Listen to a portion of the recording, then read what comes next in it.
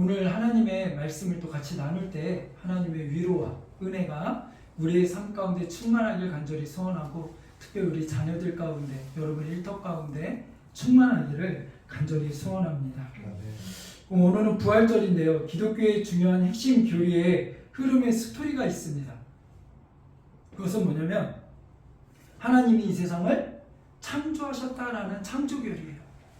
하나님의 말씀으로 이 세상을 창조하시고 특별히 우리 인간을 하나님의 형상대로 창조하셨다. 이 창조의 교리가 있고요. 그 다음에 이어지는 것이 무엇입니까? 그렇게 창조했는데 우리 인간들이 하나님과 같아지려는 교만함으로, 또 하나님의 말씀을 믿지 아니함으로, 하나님의 말씀대로 순종하지 아니함으로 아담과 하와가 타락하는 타락의 교리가 있습니다. 그 타락으로 인하여 이제는 죄의 결과를 치르게 되어지죠. 죄의 삭은 사망이고, 또한 그로 인하여 고통과 여러 가지 힘듦과 괴로움 속에 이제는 놓이게 되어집니다. 그것이 이제는 타락의 그러한 교리이고요. 그 다음에 이어지는 것이 이 타락한 인간들을 하나님께서 구속하시고 사랑하셔서 구원해 주시는 구속의 교리입니다. 이 구속의 교리, 회복의 교리, 이 교리 안에 중요한 핵심 중에 하나가 무엇입니까? 부활입니다. 예수님이 우리를 위하여 죽으시고 그것으로 끝이 아니라 그냥 제 것만 치르고 끝, 이게 아니라 우리를 다시 살아나게 하셨다는, 새로운 피조물로 만드셨다는 거예요. 옛것은 다 죽고 다시 새로운 피조물로 하나님이 우리를 부르셨다라는 것입니다. 그러기에 부활 교리, 매우 중요한 교리 중에 하나입니다. 예수님의 부활의 사건은 우리에게 매우 중요하고 의미 있는 사건이죠. 그래서 교회에서도 보면 부활주일과 성탄주일을 되게 중요하게 여기고 또 되게 의미 있게 보내기 위하여 여러 모양으로 애쓰는 것들을 보게 되어집니다. 그런데 예수님 당시에 보면 예수님의 부활에 대하여 믿지 아니했던 이들이 있었습니다. 야, 예수님 부활한 거 아니야? 라고 이야기하는 이들이 예수님 당시에 그 초대교회에 있었다라는 거예요. 초대교회 당시. 예수님 당시에는 아니죠. 왜냐면 예수님 살아계신 당시에는 아직 돌아가시지 않았으니까, 부활 승천하지 않았으니까 그 이후의 사건인 거죠. 초대교회가 세워지면서 이제 예수님이 부활 승천했다라는 소식을 가지고 제자들이 선포하면서 이제 초대교회가 세워지기 시작하고 그 복음을 선포하는데 그것을 믿지 않는 이들이 있는 거예요. 야, 예수님 부활 안 하셨어. 예수님 그냥 살짝 기절했다가 다시 살아난 거야. 정말 죽은 거 아니야. 아니면 어떤 이들은 뭐라고 이야기합니까? 제자들이 사기극 벌인 거야. 제자들이 예수님의 시신을 훔쳐가 놓고서는 부활했다라고 이야기하는 거야. 라고 하면서 예수님의 부활을 믿지 아니하고 그것들을 거부하던 이들이 있었습니다. 이에 대하여 오늘 바울은 분명하게 이야기합니다. 예수님의 부활은 사실이다. 예수님의 부활이 없다라면 우리의 믿음은 다 거짓이다. 예수님의 부활이 없는데 우리에게 무엇이 있겠는가? 라고 하면서 이야기합니다. 그러면서 이 예수님의 부활이 우리에게 주는 의미가 무엇인가? 라는 것을 선포하게 되어지죠. 오늘 우리에게도 이 부활의 기쁨이, 해마다 맞이하는 이 부활절들을 맞이하면서 정말 이 부활의 기쁨이 우리에게 어떤 의미가 있는지, 이 부활절이 오늘 우리에게 어떤 의미를 주고 있는지 다시 한번 되새겨볼 수 있는 시간이 되기를 원합니다. 그냥 성경에 옛날에 있던 사건, 2000여 년 전에 있었던 사건, 이것으로 끝나버리나 머물러 있지 아니하고 오늘 이 시대를 살아가는 오늘 우리에게 이 부활절이 주는 의미는 무엇인가? 나는 부활의 기쁨을 어떻게 누려야 될 것인가? 왜 이 부활의 기쁨이 나의 기쁨이 되어야 하는가? 우리 다시 한번 생각해 볼 수 있는 시간이 되기를 간절히 소원합니다. 많은 이들이 예수님의 부활을 거부하거나 믿지 않는 이들의 마음속에는 왜 이와 같이 예수님의 이 모든 것들을 거부할까요? 부활을 거부할까요? 그것은 여러 가지 이유가 있겠지만 하나는 상식적으로 이해가 되지 않기 때문에 그렇습니다. 상식적으로 죽은 사람이 살아났다고? 그걸 어떻게 믿어? 우리의 이성과 상식으로 납득이 되지 않기 때문에 그렇습니다. 또 왜 이렇게 예수님의 부활을 거부합니까? 만약 예수님이 부활했다고 하면 십자가에 못 박은 대제사장들로부터 모든 이스라엘 백성들이 다 뭐 한 거예요? 자신들이 잘못된 것을 인정하는 거잖아요. 그러니까 그것을 별로 인정하고 싶지 않은 거예요. 인정하고 싶지 않은 거예요. 그런데 자기의 잘못을 인정하고 싶지 않기 때문에 그들이 꾸며낸 이야기가 무엇입니까? 기절설. 예수님 잠깐 기절했다가 그냥 무덤에서 나온 거야. 아니면 제자들이 훔쳐간 거야. 평소에 예수님이 부활한다고 했어. 그러니까 제자들이 그것을 이루기 위하여 훔쳐간 거야. 이런 이야기들을 통하여서 예수님의 부활의 사건을 그 의미를 자꾸 희석시키는 그러한 이들이 있었다라는 거예요. 그에 대하여 바울은 오늘 고린도 교회를 통하여 고린도 교회에게 분명하게 선포하고 말씀하시는 거예요. 예수님은 부활하셨고 잠자는 모든 이들의 첫 열매가 되셨다라고 선포하시는 거예요. 자, 그러면 이 바울의 이 고백이 오늘 우리에게는 어떤 의미가 있습니까? 오늘 우리에게는 어떻게 이것들이 말씀이 적용될 수 있을까요? 일단 오늘 우리에게 성경은 뭐라고 이야기합니까? 예수님의 부활이 잠자는 이들의 첫 열매가 되셨다라고 고백합니다. 잠자는 이들의 첫 열매, 즉 다시 말해서 모든 죽은 자들 가운데 부활하신 그 예수님이 첫 부활의 열매가 되셨다라고 성경은 말합니다. 그럼 왜 예수님이 첫 열매라고 하지? 제가 어렸을 때 이 말씀을 보면서 얼핏 잘 이해가 되지 않았어요. 왜요? 성경을 보니까 죽었다 살아난 사람이 여러 있었잖아요. 회당장 야이로의 딸도 어땠습니까? 죽었다가 예수님이 살려내셨잖아요. 그럼 죽었다가 살아났는데 야이로의 딸도. 그 다음에 우리가 너무나 잘 아는 죽은 나사로도 어땠어요? 죽었잖아요. 근데 예수님 다시 살려내셨잖아요.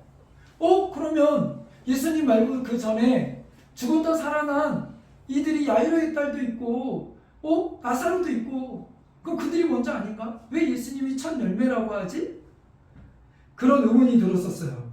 여러분은 그런 의문 든 적 없습니까? 네.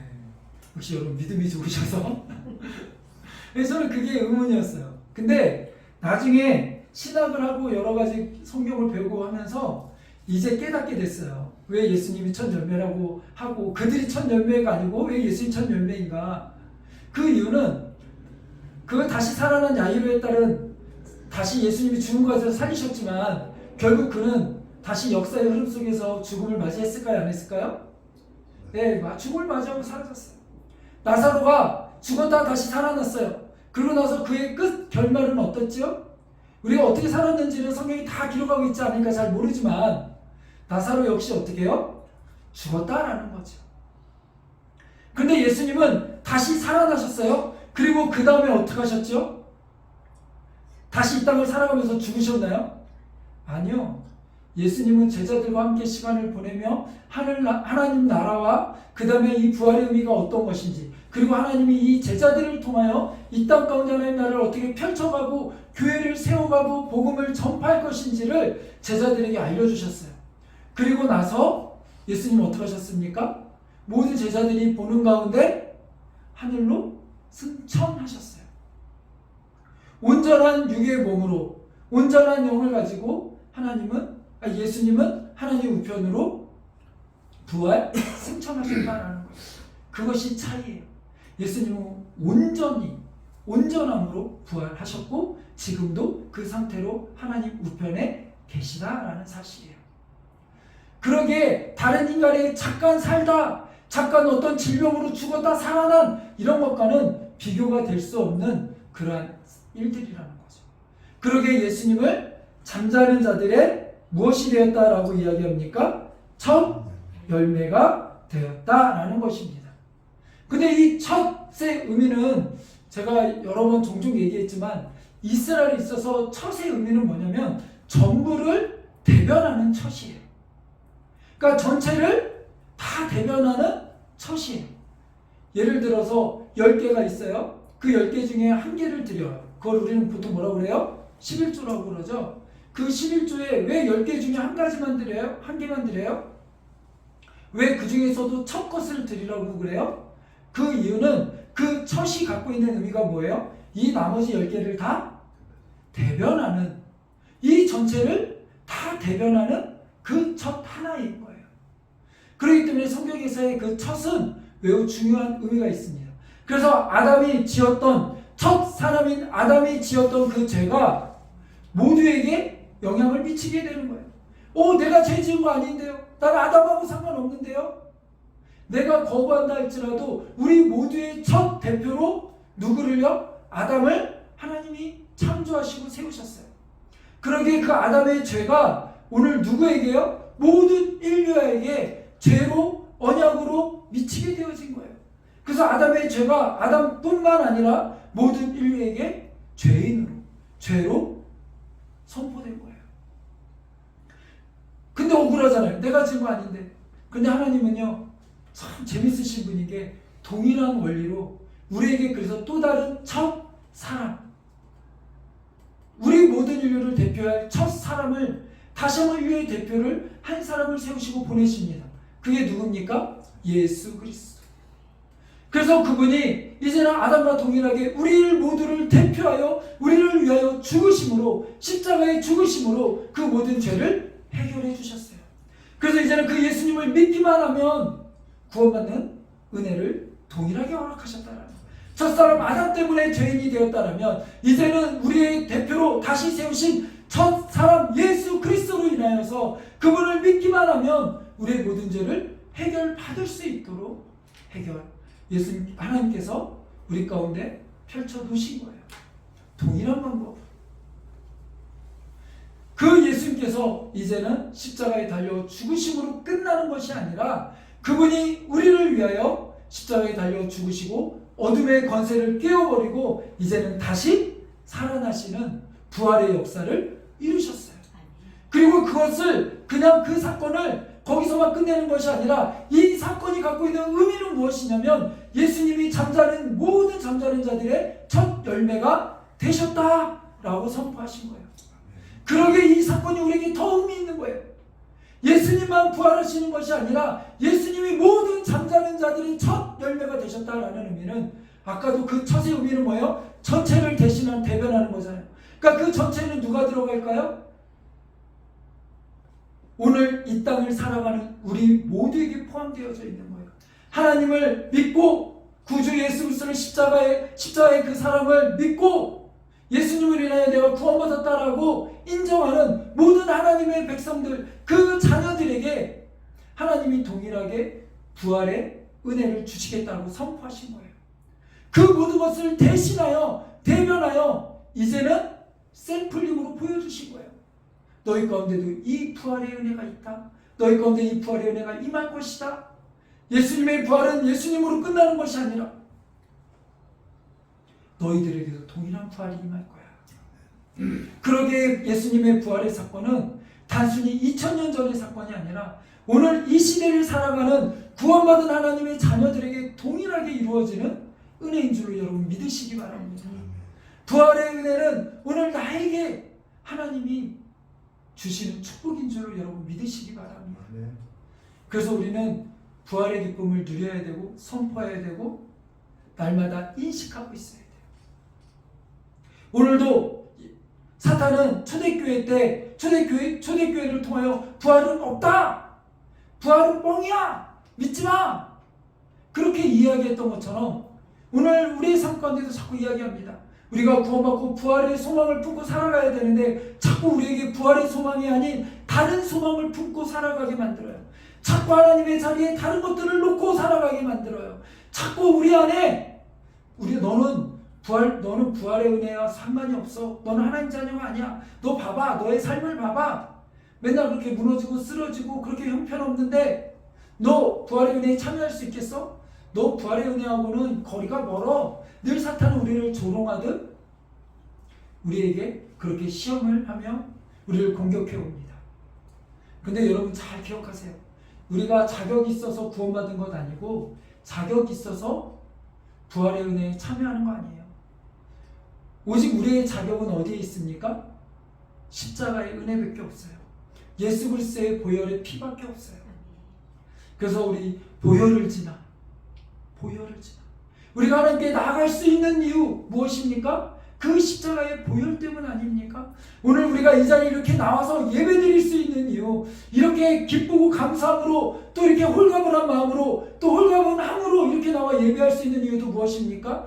예수 그리스도가 피 흘려 죽으심으로 이제는 온전한 제물로 드려짐으로 인하여서 이제는 성막에 성전에 휘막을 아예 찢어버리셨어요.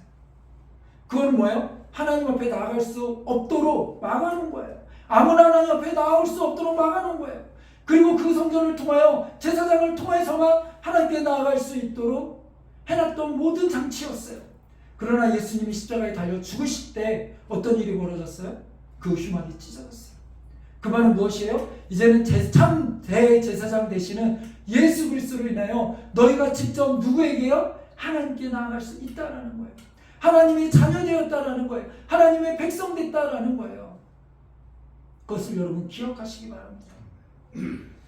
우리가 아침에 일어나 아무도 우리 거리낌 없이 엄마, 아빠 부르고 엄마, 아빠에게 달려가 안길 수 있는 이유 무엇이에요? 자녀됨 때문 아닙니까? 자녀됨 때문. 그것 때문이에요. 이찬수 목사님 그때 설교하시면서 뭐 그런 얘기를 하세요.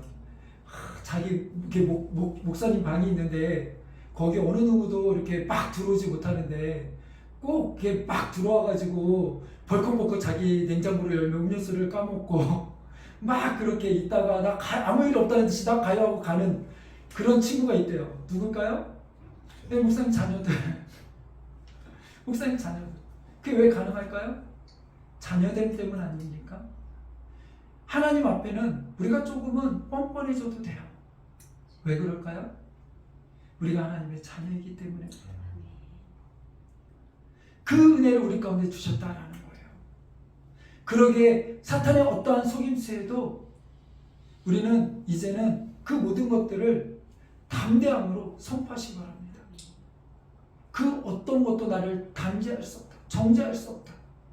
그리고 그렇게 내 마음에 사탄이 공격해 올 때마다 그리고 내 자신에 대하여 이제는 그것으로 인하여 얽매기 쉬운 죄와 그 계속 반복되는 어떤 것들로 인하여 내 안에 자꾸 부담감이 있다면 그때마다 로마서 8장을 여러 번 읽으시기 바랍니다. 로마서 8장이 뭐예요?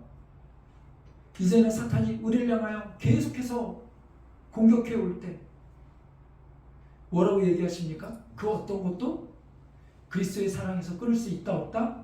없다. 우리가 하나님의 자녀됨을 그 어떤 것으로도 끊을 수 없다라고 선포하고 계신 거예요. 그러게 여러분 하나님의 말씀을 묵상하며 하나님의 말씀으로 말씀의 검으로 사탄을 물리치는 우리의 영적 삶 속에서 승리하는 여러분이 되시기를 간절히 소원합니다. 다시 한번 이야기합니다. 부활은 오늘 우리를 향한 사건이에요. 오늘 우리에게 주신 사건이에요. 언제까지요? 누구에게까지요? 주님 다시 오실 그때까지 우리 자녀들에게까지 동일하게 주신 은혜의 말씀인 줄로 믿으시기 바랍니다. 그 모든 이들을 대표하여 예수님이 첫 영예가 되셨다라는 거예요. 예수님이 모델이 되셨다라는 거예요. 예수님이 그렇게 부활하셨던 그 부활의 기쁨이 오늘 우리에게도 우리 다음 세대에도 이루어질 것이라는 거예요. 그것을 여러분 꼭 믿으시기 바랍니다. 이때 작동되어야 될 게 뭐라고요? 믿음이 작동되어야 되는 거예요. 아멘. 믿음은 상식이 아니라고 그랬어요. 논리가 아니라고 그랬어요. 믿어지지 않지만 그 믿음으로 고백하며 선포하는 거예요. 이게 누구의 말이니까? 하나님의 말씀이니까. 하나님의 말씀이니까. 그죠? 아이들이 가끔 저기 보면 게임을 합니다. 근데 이렇게 아이들이 3일 친구들이 이렇게 가끔 쉬는 시간에 보드 게임을 하는데 많이 좋아졌어요. 옛날에 저희 보드 게임 때는 돈 하나 일일이 세 가지고 10만 원, 20만 원 했는데 애들이 보니까 기계에다 카드 딱 넣고 띠띠띠 누르면 자동으로 띠디릭 없어졌다 세졌다 막 이러더라고요. 되게 이제는 게임도 신용카드 세대가 된 것 같아요. 그래서 그걸로 계산하는데 여러분 그 카드 가지고 거기다가 한 100만 원, 1000만 원 딱 입력해 놓고 요 앞에 24시 이마트 가가지고 물건 잔뜩 산 다음에 그거를 딱 계산해 주세요 이러면 어떻게 될까요? 말 안 해도 상상이 가죠? 네, 그걸로 절대 계산할 수 없어요. 아무리 거기 1,000만원 1억이 들어있어도 단 10원 한 푼도 쓸 수 없어요. 왜 그럴까요? 권위의 문제예요. 저거는 그냥 씨앗은행에서 준, 게임에서 준, 그냥 거기서 끝나는 거예요. 그 권위는 그 안에 있을 뿐이지 밖으로 나오면 절대로 쓸 수가 없어요. 그렇지 않습니까? 근데 한국은행에서 발행한 그 돈은 10원짜리라 할지라도 그 10원만큼의 값어치를 해요. 100만원, 1000만원이면 그것만큼의 값어치를 해요. 왜요? 그것을 인증하고 있는 기관이 다르기 때문에 그래요. 여러분, 제가 뭘 얘기하려고 하냐면 오늘 우리 안에 하나님께서 성경대로 우리에게 부활의 은혜를 주셨고 부활의 소망을 주셨다라면 예수님의 부활이 오늘 우리에게도 있다라고 선포하셨다라면 우리는 무엇대로 믿으면 돼요? 성경대로 믿으면 돼요. 성경대로. 그러기에 우리가 전도할 때 자꾸 전도 대상자와 논리적으로 씨름할 필요가 없어요. 왜요? 기독교는 논리적으로 설명이 되는 종교가 아니기 때문에 그렇습니다. 믿음으로 선포하는 종교고 믿는 종교고 그 믿음조차도 누가 주세요? 성령 하나님이 주시는 거예요. 그렇기 때문에 전도도 내 어떤 눈에 보이는 결과 나 이만큼 성과 이뤘어요. 그렇게 자랑할 이유가 아니에요. 그 모든 것은 누가 주신다고요? 하나님이 주시는 거예요. 그 믿음의 권위를 누가 인정하세요? 하나님이 공증해 주시는 거예요. 그렇기 때문에 저는 장난감, 게임기의 카드나 돈 갖고는 비교되지 않는 거예요. 그분이 그렇다라고 하면 그런 거예요. 근데 자꾸 그것이 믿어지지 않으니까 예수님이 잠깐 기절했다? 여러분 그게 믿어지십니까? 그 당시 최고의 강국인 로마가 최고의 형벌인 십자가에 달려서 죄인을 처형했는데 그 죽었는지 살았는지도 확인 안 하고 장례를 치렀을까요? 말도 안 되죠. 그 다음에 예수님이 그래요. 잠깐 기절했다고 칩시다. 그 다음에 장례 절차가 어떻게 되죠? 우리나라처럼 땅에 묻는 게 아니라 큰 돌에다가 구멍을 파가지고 거기다가 시신을 안치하고 큰 돌을 갖다가 막습니다. 그래서 나사로의 죽을 때도 그 돌을 옮겨 놓으라라고 말씀하시잖아요. 그래서 돌을 옮겨야 나올 수 있어요. 그러면 십자가에 달려 죽고 그 전에 죽도록 맹맞고 피 흘리고 했던 예수님이 잠깐 깨어났다 합시다. 다시 그 무덤을 어떻게 그 돌들을 옮기고 어떻게 나올 수 있었겠어요? 말이 안 되는 얘기죠. 또 그들은 뭐라고 얘기해요? 도둑설. 제자들이 도둑질에 갔다. 그리고 나서 이제는 부활했다고 거짓말하는 거다라고 얘기해요. 근데 대제사장들이 뭐라고 얘기했어요? 야, 평소에 예수님이 자기가 부활한다고 했는데 제자들이 그 말대로 이루어지게 하려고 똑시라도 훔쳐가면 안 되니까 어떻게 합니까? 군인을 갖다가 줘서 이거 좀 지키게 해주십시오. 그렇게 해라. 그래가지고 그 예수님의 무덤을 병사들이 지킨 거 아닙니까? 군인이 지킨 거 아닙니까? 근데 제자들이 훔쳐갔다고요? 여러분 제자들 뭐 하고 있었을까요 그때? 뿔뿔이 다 흩어져서 도망갔어요. 베드로는 뭐 얘기할 것도 없고요. 다 무서워서 숨어 있었어요. 어떤 제자들은 어디로 갔어요? 이제 다 끝났다 라고 생각하고 고향으로 돌아갔어요. 그게 여러분 많이 들어봤던 엠마오로 가는 두 제자. 엠마오로 왜 가요? 나는 복음을 전하러 가겠습니다. 예수 십자가 그 사명 가지고 가겠습니다. 이거 가는 거 아니에요. 엠마오로 왜 가요? 다 끝났다. 이제 고향 가서 그냥 다시 내 삶을 살아야겠다. 포기하고 절망 가운데 고향으로 돌아가는 두 제자들인 거예요. 그 제자들 가운데 누가 만나주세요? 부활하신 예수님이 만나주시 그들의 삶을 돌이키는 거 아닙니까?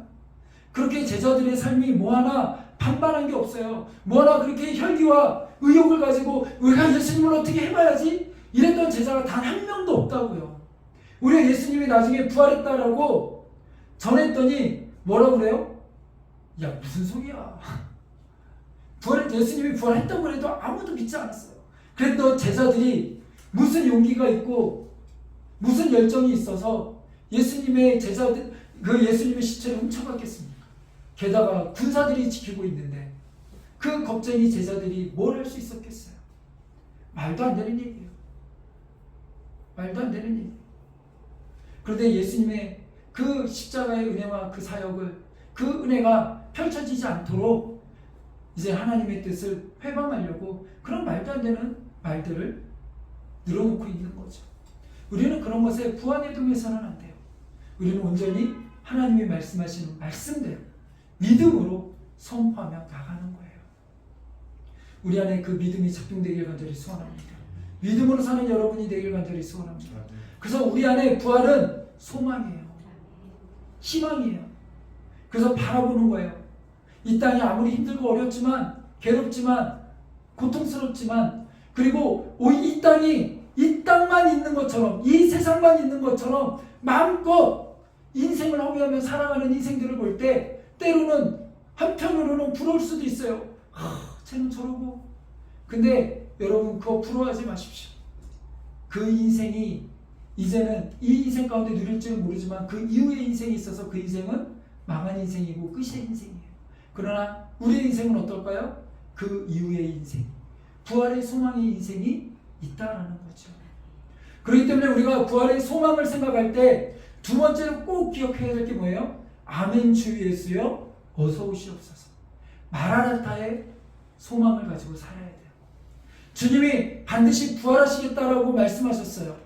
근데 그 말씀대로 부활하셨어요? 안 하셨어요? 부활하셨어요. 그럼 예수님이 다시 부활 승천하시면서 하신 말씀이 뭐예요? 내가 다시 이 땅에 오시겠다라고 말씀하세요. 근데 그때는 어떤 모습으로 오신대요? 심판주로 오신다라는 거예요. 우리를 심판하러 오신대요. 그러면 우리 가운데 가져야 될 마음은 무엇입니까? 그 날이 언제일지는 알지 못하겠으나 그 주님이 부활하신, 부활의 기쁨을 주신 그 삶의 합당한 삶을 살아야 될까요? 말아야 될까요? 살아야 된다는 거죠. 요한계시록 보면 마치 요한계시록에 여러 가지 계시들이 있으니까 그 계시가 무엇일까 꼭 답 맞추기 하듯이, 때로는 수문고기 하듯이 이거는 어떤 의미일까? 우리가 그런 것들을 맞추려는 것 자체가 목적이 돼서는 안 되고요. 요한계시록을 읽으면서 우리가 품어야 될 마음은 무엇입니까? 이 마지막 때에, 이 마지막을 살아가는 초대교회 성도들이 어떠한 소망을 품고 살았는지, 정말 그 당시에는 지금보다 어떻게 보면 눈에 보이는 핍박은 훨씬 더 컸죠. 그런 핍박 가운데 속에서, 어려움 가운데 속에서, 공고함 속에서, 고난 속에서 어떻게 그 신앙을 지켰는지, 무엇으로 그 신앙을 지켰는지 그것을 보여주는 것 아닙니까? 마라나타의 신앙을 가지고 끝까지 인내하며 승리하며 견디었던 것처럼 오늘 우리에게도 동일하게 부활의 소망을 갖고 있는 이들이 있다라면 함께 같이 가져야 될 소망이 무엇입니까? 마라나타.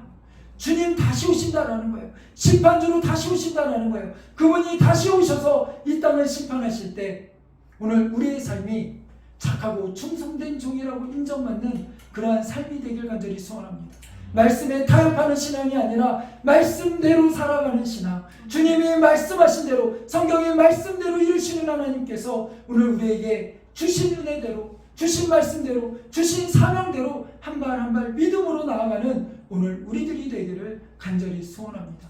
그것이 부활의 신앙을 가지고 살아가는 우리들의 자세가 되어야 되고 태도가 되어야 되고 우리의 모습이 되어야 될 줄로 믿습니다. 물론 이대로 살아가는 건 쉽지 않습니다.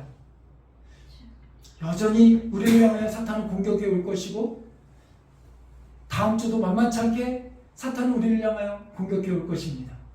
그러나 그때 우리 이 믿음의 방패를 가지고 잘 막아내며 말씀의 검으로 승리할 수 있는 우리들이 되기를 간절히 소원합니다. 기도하겠습니다. 하나님 감사합니다. 오늘 우리에게 부활의 기쁨을 주시고 부활의 소망을 주시고 이제는 우리에게 다시 한번 이 땅을 살아갈 때 희망을 주심을 감사합니다. 아버지 하나님, 세상을 따라가지 않게 하시고 세상의 방식을 따라가지 않게 하여 주시고 세상의 것들을 부러워하지 않게 하시고 세상의 잘됨을 부러워하지 않게 하여 주시고 오직 하나님의 말씀을 기억하며 말씀대로 승리하는 우리들이 되게 하시고 마라나타 다시 오실 주님을 기대하며 천국 소망을 가지고 끝까지 인내하며 승리하며 나가는 오늘 우리들의 삶이 되게 하여 주시옵소서. 아버지, 한 주간도 여러 시험이 있었지만 믿음으로 잘 이겨내게 하신 것 감사합니다. 아버지, 다음 한 주간도 사탄의 공격이 만만치 않을 줄로 압니다. 그러나 믿음의 방패를 가지고 성령의 검을 가지고 승리하며 나가는 우리들이 되게 하여 주시고 오직 우리의 시선이 다른 어떤 것이 아니라 하나님만 바라보며 하나님만 의지하며 나가는 우리들의 삶이 되게 하여 주시옵소서.